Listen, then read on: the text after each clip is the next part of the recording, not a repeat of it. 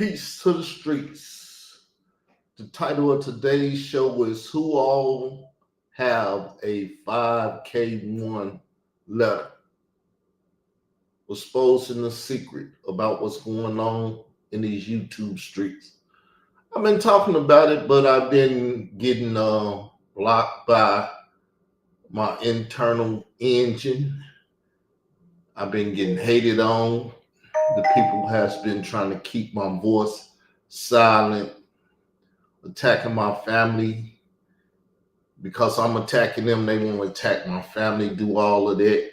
Then they got afraid once I said slander will get you sued. So I'm back, no slander, none of that sort. We're gonna have a conversation here, people. We're gonna have a conversation here. So let's get ready for the conversation. Boom.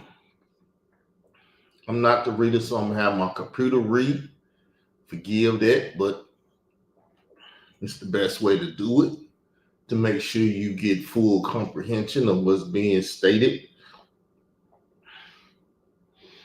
Has the YouTube streets been flooded by Hassan, Poppy, Campbell, and Khalil Amani with 5K1 recipients attempting to grift off of the online community while committing new crimes? So, grifter, go look up that word. So, has 5K1 recipients, people that has had the letter signed for them sent to the government to ask. We're going to get into it. We're going to get into some very particular stuff right here. You might want to fast forward. You might want to listen to it. You might want to go over with your homeboy that done faced the 5K1 skunk before. First, we have to do basic research on what a 5K1 recipient is. A 5K or 5K motion in the federal system is a motion filed under Section 5K1.1 of the United States Sentencing Guidelines, requesting a sentence below the guidelines based on substantial assistance by the defendant. In the federal system, one way to benefit from a cooperation agreement is through a motion under Section 5K1.1 of the United States Sentencing Guidelines. The United States Code are laws approved by Congress and codified into law under the short-term USC. So, you see, we're breaking down the federal government and how they work. You cooperate, and the lawyer write a letter on the 5K1.1. So we're going to keep going. We're going to keep going. And we're going to learn today. All my Southerners, they got friends that's been locked up because someone has received one of these letters, know about this stuff. I know about this stuff because I'm a Southerner. And I got friends that get down like that too. 18 U.S. Code Section 3553, subsection E, limited authority to impose a sentence below a statutory minimum. Upon motion of the government, the court shall have the authority to impose a sentence below a level established by statute as a minimum sentence so as to reflect a defendant's substantial assistance in the investigation or prosecution of another person who has committed an offense. Such sentence shall be imposed in accordance with the guidelines and policy statements issued by the Sentencing Commission pursuant to Section 994 of Title 28, United States Code. So as you can see, it states right here, sentence below a level established by a statute as a minimum sentence. You got to pay for your crimes. I heard Khalil say that. Government informant, shitty blood or money said that. I understood it because I studied the statute, right? But it's all good. We can keep going. We're going to learn something today from Florida to California, from New York to Florida, from Washington to California. What are the incentives on cash payments when these recipients inform? Are some getting a stipend and their school tuition fees waived?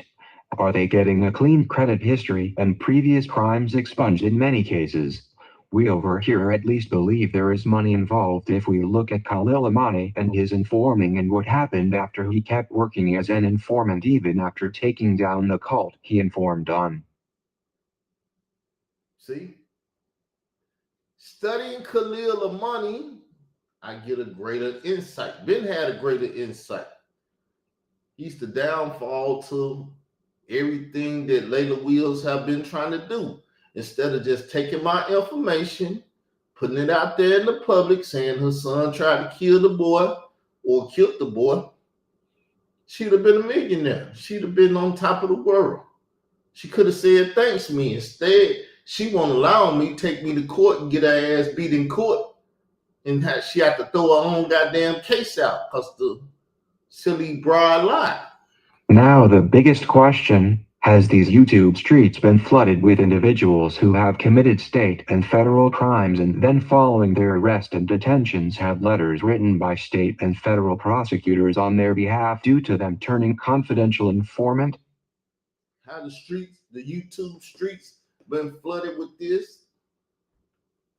What is your thoughts? Comment left at the bottom of the video, please.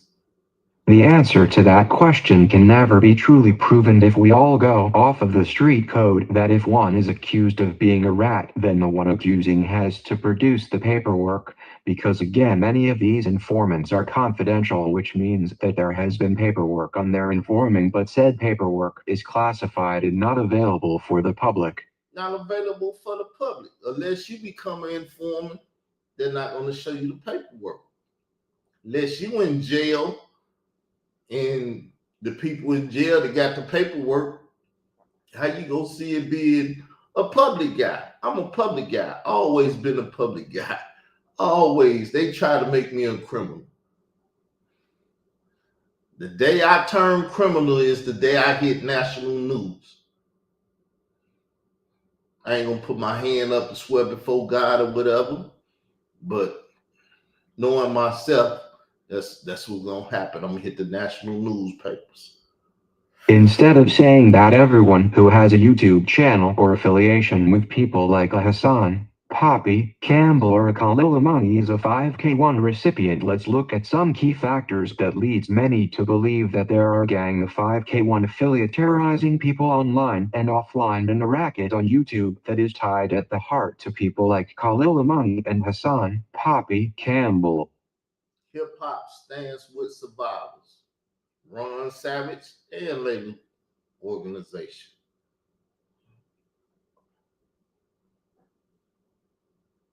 Many people that's affiliated with them. First, we know that Khalil Amani is a known federal witness and government informant who assisted in the prosecution of Miami-based cult leader Yahya Ben Yahya. When it comes to Khalil Amani, no paperwork needed because he is known nationally on countless television shows for being an informant. He came out and told us, we don't need no paperwork. He trying to clean it up and said, well, I was just a public citizen. I did nothing wrong. It was a religious cult, this, that. But what did you do when you left the cult? In between the time you left the cult and told on Yahweh, you did something, making you a non-public person. So we can all see that Khalil Amani, who once admitted to being a drug mule prior to informing and also involved with armed robbery of establishments as published in his memoirs, even if not convicted, could have very well had his record for prior acts expunged by federal prosecutors. Say what? He'll never speak on that. He gonna say Carl is just a damn lie. He don't know nothing about me. He don't know nothing. Everything he do and this and that, and he's been stalking me and he doing this. No, I told you leave Carl the fuck alone because Carl gonna do you like he did her son and Layla Wills. See, they thought they was big bad and was doing shit and was gonna hurt Carl. No, all you do is turn Carl up. I'm a cold-hearted nigga. I don't like to be cold-hearted. Friends, family, anybody that fucks with me, believe me, Icy cold. It was very odd initially to see Khalil Amani take the political stance that he did and now supporting Hassan Poppy Campbell after him finding out that Poppy was given a photo by Africa Bambaataa to kill an underage Spanish or Latino boy after the teen was said to be statutorily date raped by Africa Bambaataa of the Universal Zulu Nation. It was odd to see him take that political stance. He still take the stance today, but he joined in with other criminal-minded people that's on YouTube trying to get a check. The Black Howard Stern. Star, Troy Torain, who was the individual to break the story of the molestation of Ronald Savage and Hassan Campbell in the year 2016, is the founder of a network he openly promotes to the public as the Snitch Network. It is no coincidence that a network claiming to be charitable and aligned with Khalil Amani, a known informant and also being a network of snitches, would not place Hassan Campbell on its awards roster as a snitch for what he told the world about Africa Bambaataa and the Zulu Nation. He gave him an award. That's why he had to stand behind him, because his snitch network, which is a government funded network, get government money. He gave him an award. And if he didn't make good on her son being good, the government would tear that snitch network up. That's why he's over here flagging my channels for later Wheels, Khalil, and her son, and everybody, and their mama. Because I got them all effed up. Let us also acknowledge another nationally known informant that stood side by side with Hassan Campbell and California-based manager WAC 100, and that's none other than Tech Keishi 69. Again, we've seen known federal informants allied together with Hassan Campbell in interference ran by Khalil Amani to protect Hassan Campbell after claiming around 2018 that Hassan Campbell was placing himself in a racketeering influence corrupt organization with Layla Wills, the Chicago-based journalist who was doing a documentary with Hassan Campbell as her star witness. No pun in how that Hassan Campbell was claiming that the death of TC Islam was related to his whistleblowing against Africa Bambaataa and the Zulu Nation. And his affiliations with Layla Wills, because Layla Wills knew where TC Islam stayed. So if you want him murdered, you know exactly where he stayed. She once had my address, gave it to Khalil Money. These people been playing super dirty. And they think I'm gonna sit down and take it. No, I ain't gonna sit down and take it. I'ma endure it until I can't endure no more. We must also look at the late DJ K-Slay of New York's Hot 97 radio station, and who also was the founder of Straight Stuntin magazine, who actually employed Khalil Amani as a writer, and how DJ K-Slay informed a known federal informant of Africa Bambaataa having not only illegal sexual activity with minors but also informed him to write about the stabbing of Africa Bambaataa and his manager Ahmet Henderson in what was said to be an apartment in New Rochelle, New York. See, earlier I said New York City, but I know it's New Rochelle. They went to the Bronx after the stabbing. See, I had a stroke, but I've been at war. And my warrior mind, my strategic mind won't let me forget things about the war I've been in. Because even on my hospital bed, I was still going to war, arguing, debating, fighting what I believe in. To cover all of these topics about murders of victims of Africa Bambaataa and the Zulu Nation was Hassan Campbell tasked with bringing a gang of 5K1 recipients online, with Khalil Amani and the Snitch Network running interference.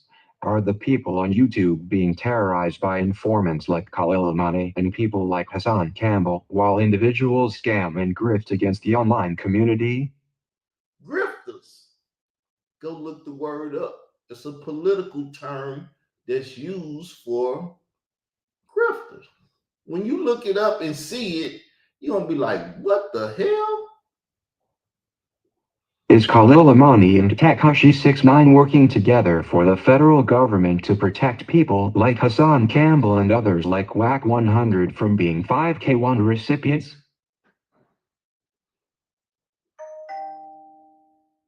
And you cannot say anything in the chat unless you're subscribed, because of people that work for Khalil Money has been trolling my chat for 8 years now, and I'm tired of them trolling it. I found the way to defeat my enemy from trolling and stuff. So if you can't post because you don't want to subscribe, blame it on them. Hip-hop has seen more and more allegations of federal government involvement with confidential informants, as rappers have either been outed by co-defendants or by admission, with people like Proswell from the group The Refugees admitting he informed for the government, and Rock Nation Vice President Desiree Perez being known for being a federal informant who took down Mexican drug cartels. See, I believe we need to go back and study the 70s, the 80s, and what was going on with COINTELPRO and all that stuff. The civil rights leaders that they was killing and everything. Because I come from the conscious community, meaning I'm not an ignorant person that they're afraid of. They think I'm a black messiah because I'm Israelite Christian and I'm a rapper, I'm this and that. And I have the intelligence to deal with them. They don't think I know how to write. They don't think I know how to spell. They don't think that's what I wanted them to think. And now it's coming back to bite them like, oh, this nigga does know how to do a little something. One thing is for sure, and two things are for certain. There is certainly known and unknown 5K1 recipients who most definitely are in these YouTube streets, and Khalil Amani is a main culprit that sheds light on Star, Hassan Campbell, Tekashi 69, WAC 100, DJ K-Slay, Layla Wills, and long list of content creators, some famous and others hired to cover up real crimes that occur online and off. Just look at channels like 050 The Movement and others that were tagged in after people started asking what happened to the boy. Hassan Campbell said he was given a photo to kill by Afrika Bambaataa and the Zulu Nation. Oh, y'all think he didn't say it? Y'all want me to prove it? I know y'all like, he didn't say that. Listen.